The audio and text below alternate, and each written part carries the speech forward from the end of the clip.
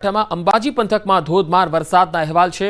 અંબાજીના રસ્તાઓ પર પાણી ફરી વળ્યા છે। ભારે વરસાદથી પદયાત્રીઓ પણ ફસાયા છે। વરસાદના કારણે ડ્રોન શો રદ થઈ શકે છે। ચાચર ચોકમાં 400 ડ્રોનનો એક શો યોજવાનો હતો। ભારે વરસાદથી પદયાત્રીઓ અને વેપારીઓ પણ અટવાયા છે, કારણ કે રસ્તાઓ પર વરસાદી પાણી ભરાઈ ગયા છે અને વરસાદ ફૂલ પડી રહ્યો છે। બનાસકાંઠાના અંબાજીના રસ્તાઓથી આ તસવીરો આવી રહી છે। આજે ચાચર ચોકમાં જે ડ્રોન શો યોજવાનો હતો એ પણ રદ થઈ શકે છે। ભારે વરસાદથી પદયાત્રીઓ અને વેપારીઓ પણ અટવાયા છે। તસવીરોમાં જોઈ શકાય છે કે મુખ્ય રસ્તાઓ જળમગ્ન બન્યા છે અને જે ચાલીને જઈ રહ્યા છે એ પદયાત્રીઓ પણ અત્યારે રસ્તામાં પાણી વચ્ચે ફસાયેલા છે।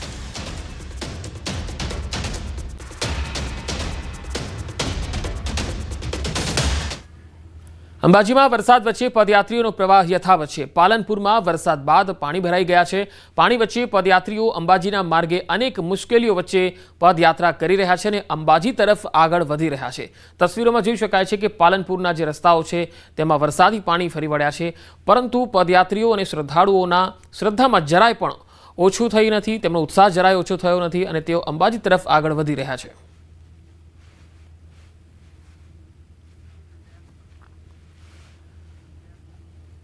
અંબાજીમાં ભારે વરસાદથી ડ્રોન શો રદ કરાયો છે। એક સાથે 400 ડ્રોનનો આ શો યોજાવાનો હતો। મોડી સાંજે વરસાદના કારણે ડ્રોન શો રદ કરવામાં આવ્યો છે।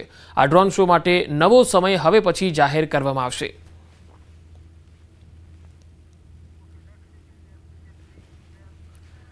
સાબરકાંઠા જિલ્લામાં વરસાદી માહોલ છે। મોડી રાતથી જ જિલ્લામાં ધોધમાર વરસાદ। જિલ્લાના તમામ તાલુકામાં વરસાદ પડી રહ્યો છે। નીચાણવાળા વિસ્તારોમાં પાણી ભરાઈ ગયા છે।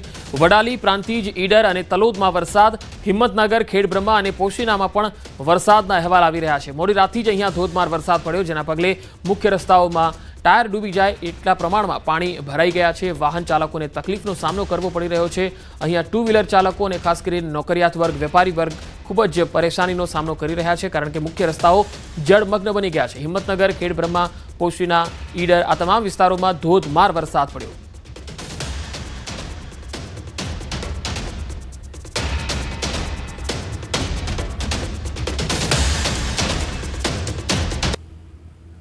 તો હિંમતનગરના ગોરવાડા નજીકનો ડીપ બ્રિજ પાણીમાં ડૂબી ગયો। આ તસવીરો જુઓ। હાથમતી નદીના ધસમસતા પાણીનો પ્રવાહ ડીપ બ્રિજ પર થઈને ફરી વળ્યો।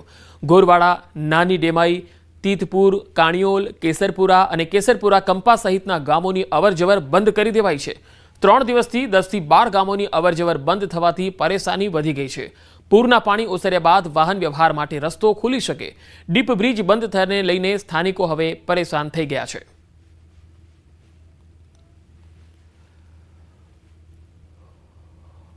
તો વાત હવે અરવલ્લીની। અરવલ્લી જિલ્લામાં ધોધમાર વરસાદ। મોડાસા શામળાજી હાઈવે પર ધોધમાર વરસાદ ખાબક્યો છે। મોડાસાના ગ્રામીણ પંથકમાં ધોધમાર વરસાદ પડ્યો। જીવનપુર, ઈસરોલ સહિતના ગ્રામ્ય વિસ્તારોમાં પણ ધોધમાર વરસાદના અહેવાલ આવી રહ્યા છે।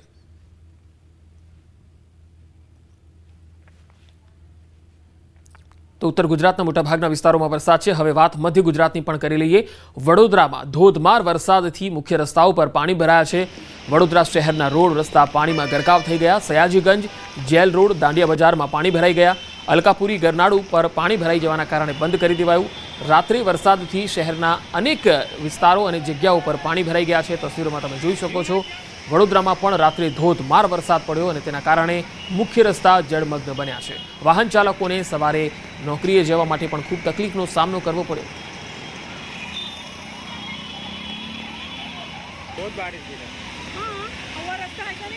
વડોદરાથી આ તસવીરો આવી રહી છે, જોઈ શકાય છે। દાંડિયા બજાર, અલકાપુરી, ગરનાળુ પાણી ભરાવાના કારણે બંધ કરી દેવાયું છે। મુખ્ય રસ્તાઓ જળમગ્ન થઈ ગયા છે। વડોદરા શહેરમાં ધોધમાર વરસાદ રાત્રિથી જ પડ્યો અને તેના કારણે અનેક વિસ્તારોમાં પાણી ભરાઈ ગયા હતા, જેના કારણે વાહન ચાલકોને હાલાકીનો સામનો કરવો પડ્યો। વરસાદને પગલે વડોદરાવાસીઓને ગરમીથી પણ રાહત મળી ગઈ છે। હવે ડભોઈની તસવીર બતાવીએ। વડોદરાના ડભોઈ પંથકમાં ધોધમાર વરસાદના અહેવાલ છે। અહીંયા 3 દિવસ વરસાદનો વિરામ હતો અને ત્યારબાદ ફરી એકવાર વરસાદની શરૂઆત થઈ। એસટી ડેપો, ઝારોલવાગા અને ટાવર વિસ્તારમાં ધોધમાર વરસાદ પડ્યો। છીપવાડ બજાર, કન્યા શાળા વિસ્તારમાં વરસાદ પડ્યો। ડભોઈના ગ્રામીણ વિસ્તારોમાં પણ વરસાદી માહોલ છવાયો છે। થુવાવી, ફરતીકુઈ, વેગા વિસ્તારોમાં ધોધમાર વરસાદનો માહોલ જોવા મળ્યો। તો વડોદરા શહેર જ નહીં પરંતુ જિલ્લાના ગ્રામીણ વિસ્તારોમાં પણ વરસાદ છે। હવે શિનોરની આ તસવીર પણ જોઈ લો। વડોદરાના શિનોરમાં રાત્રે ધોધમાર વરસાદ ખાબક્યો હતો। અહીંયા ગાજવીજ સાથે ધોધમાર વરસાદ ખાબક્યો। સેગવા, માલપુર અને અવાખલમાં ધોધમાર વરસાદ, સાધલી, કુકસ અને તરવા સહિતના ગામડાઓમાં પણ વરસાદ પડ્યો। વીજળીના કડાકા ભડાકા સાથે વરસાદ તૂટી પડ્યો હતો।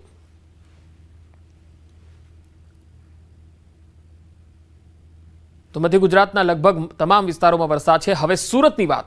સુરત જિલ્લામાં વહેલી સવારથી જ વરસાદી માહોલ। 2 દિવસના વિરામ બાદ ફરી મેઘમહેર થઈ। કામરેજ, બારડોલી, ઓલપાડ અને પલસાણામાં ધોધમાર વરસાદ પડ્યો। માંગરોળ અને ઉમરપાડા, માંડવીમાં પણ ધોધમાર વરસાદના અહેવાલ છે। સુરત જિલ્લામાં વહેલી સવારથી જ વરસાદી માહોલ જોવા મળ્યો। વધુ માહિતી મેળવીએ। સુરતથી સંવાદદાતા કેતન પટેલ મારી સાથે જોડાયા છે। કેતન, સુરતના ગ્રામીણ વિસ્તારોમાં કેવો માહોલ છે? જે પંકજ ચોક્કસથી વાત કરો, ગુજરાત સરકારના હવામાન ખાતાએ દક્ષિણ ગુજરાતના સુરત જિલ્લો, તાપી જિલ્લો, ડાંગ જિલ્લો, નવસારી જિલ્લાની અંદર ઓરેન્જ એલર્ટ આપ્યું છે। તદુપરાંત 4 થી 8 તારીખ સુધી ભારે વરસાદની પણ આગાહી કરી હતી, જે અંતર્ગત સુરત જિલ્લામાં વહેલી સવારથી જ મેઘરાજા મન મૂકીને વરસી રહ્યા છે। માંડવી, બારડોલી, પલસાણા, વડોદરા, કામરેજ વિસ્તારોની અંદર વહેલી સવારથી વરસાદ વરસતા માર્ગો પણ થયા હતા પાણીને। ખાસ કરીને આ 3 દિવસના વિરામ બાદ જે ફરી વરસાદ શરૂ થતા ખેડૂતો માટે ખુશીનો માહોલ જોવા મળ્યો હતો। કે બીજી તરફ વાત કરવામાં આવે તો દક્ષિણ ગુજરાતની જીવાદોરી સમાન ઉકાઈ ડેમમાંથી પણ 1.25 લાખ ક્યુસેક પાણી છોડાતા તાપી નદી પણ 2 કાંઠે જોવા મળતા આ તાપી નદીના કાંઠે આવેલા જે ગ્રામ્ય વિસ્તાર છે એને પણ એલર્ટ કરી દેવામાં આવ્યા છે। જી કેતન, આભાર માહિતી આપવા માટે। હવે વાત મધ્ય ગુજરાતના ખેડા જિલ્લાની પણ કરી લઈએ। ખેડા જિલ્લામાં મોડી રાત્રે ધોધમાર વરસાદના અહેવાલ છે। ભારે પવન સાથે અહીંયા વરસાદ ખાબક્યો। ભલાડા, સાયલા, વસઈ સહિતના ગામડાઓમાં ભારે વરસાદને પગલે પાણી ભરાઈ ગયા। વીજળીના કડાકા ભડાકા સાથે અહીંયા ધોધમાર વરસાદ તૂટી પડ્યો। માતર તાલુકાના ગામડાઓમાં પણ ધોધમાર વરસાદ। માતર, ત્રાજ, લીંબાસી, શેખુપુરમાં ધોધમાર વરસાદ તૂટી પડ્યો। તો ખેડા જિલ્લાના લગભગ મોટાભાગના વિસ્તારોમાં વરસાદ છે। ખાસ માતર તાલુકામાં ધોધમાર વરસાદ જોવા મળ્યો। ખેડા શહેરમાં પણ ધોધમાર વરસાદ। માતર, ત્રાજ, લીંબાસી, શેખુપુરમાં પણ ધોધમાર વરસાદ પડ્યો।